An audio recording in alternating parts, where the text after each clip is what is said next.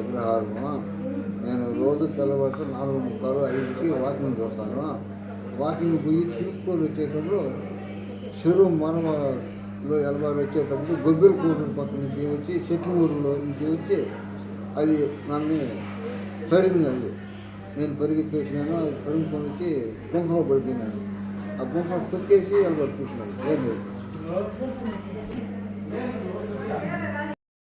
నా పేరు జీ సుబ్రహ్మణ్యం రెడ్డి, మా నాయన జీ రత్నం రెడ్డి. ఈరోజు తెల్లవారుజామున 5:30కి పొలం కాడికి పోతా వస్తామంటే ఏనుగు వచ్చి వాయిని బురదలోకి దొల్లిచ్చి తొక్కి తొనలంతా దొబ్బేసి బురద నాన్నగా చేసింది, గుంతలు దొబ్బేసింది.